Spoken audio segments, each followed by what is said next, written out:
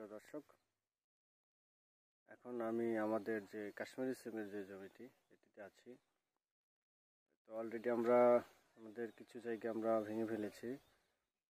মূলত আমরা এখন সেই জমিগুলোতে বিভিন্ন ধরনের ফসল করব। তা প্রথম যে ধাপ বা প্রথম যে ফসলটি আমরা করব সেটি হচ্ছে আমাদের লাউ। আর আমি যে জমিটিতে অবস্থান করছি দেখতেই পাচ্ছেন যে কেমন অবস্থা। মাশাআল্লাহ, এই জমিতে প্রায় 2 মাস ধরে কোনো সেচ বা কোনো স্প্রে কোনো কিচ্ছু করা নাই, তারপরেও মাশাআল্লাহ যথেষ্ট পরিমাণে সিম এবং গাছের কোয়ালিটি ভালো আছে। তো যাই হোক, এই জমিটা আমরা রেখে দিচ্ছি যে সব শেষে ভাঙবো। আমরা আসলে দেখবো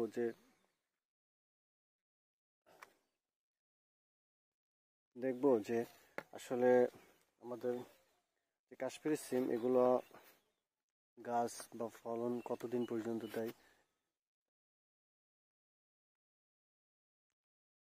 মূলত এটি দেখার জন্য আমরা এই জমিতে রেখে দিচ্ছি এখনো পর্যন্ত।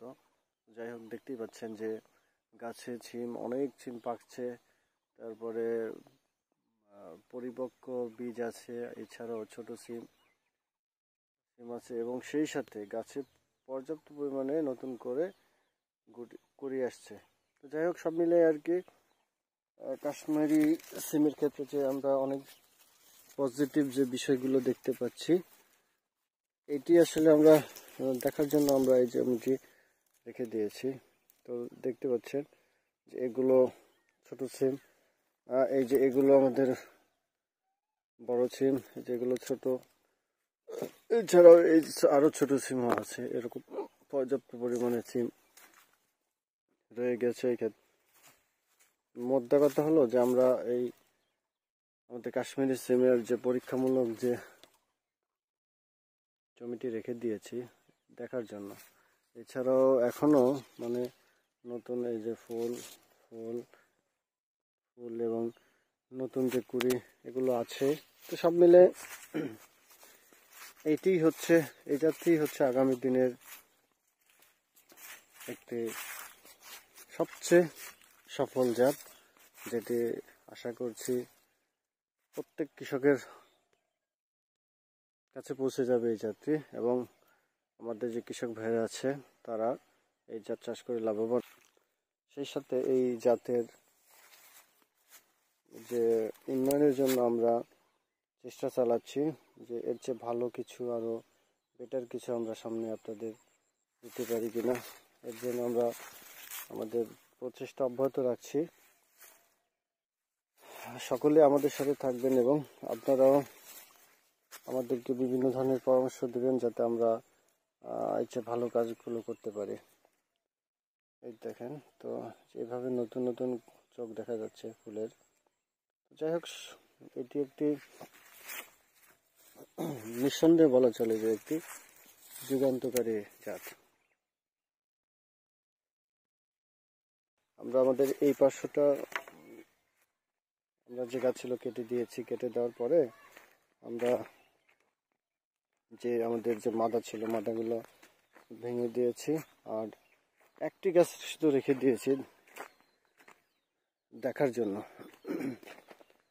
আপনারাও দেখতে পারেন যে এই গাছে এখনো কি পরিমাণ সিম দেখা যাচ্ছে। আর এই গাছটি রাখার পিছনে আরো একটি কারণ আছে, যে এই গাছে দেখতে পেলেন যে ঘুঘু পাখি বাসা করেছে। মূলত তার সেফটির জন্য আমরা এই গাছটি রেখে দিয়েছি। যদিও আমাদের কিছুটা প্রবলেম হচ্ছে, তারপরেও আমরা পাখির যে যাতে পাখি বাচ্চা তুলে নিরাপদে চলে যেতে পারে এই জন্য আমরা এই গাছটিকে সংরক্ষণ করেছি, এবং চেষ্টা করব শেষ পর্যন্ত যেন সে বিনা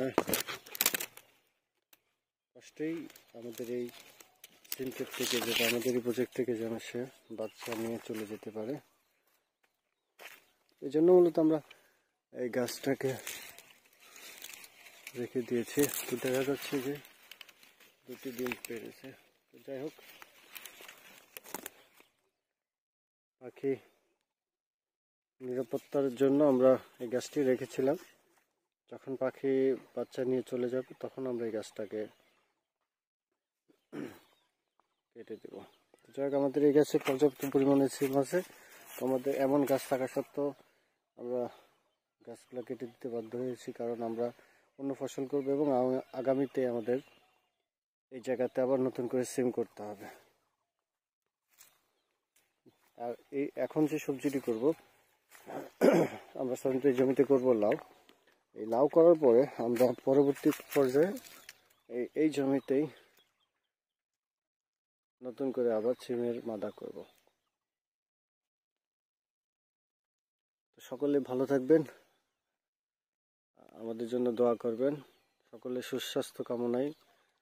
আর একটি বিশেষ কথা হলো যে আমাদের চ্যানেলটিকে অবশ্যই আপনারা সাবস্ক্রাইব করবেন, যাতে আমরা কোনো ভিডিও ছাড়ার সাথে সাথে আপনার মোবাইলে চলে যায়। সকল ভালো থাকবেন এই প্রত্যাশায়। আসসালামু আলাইকুম।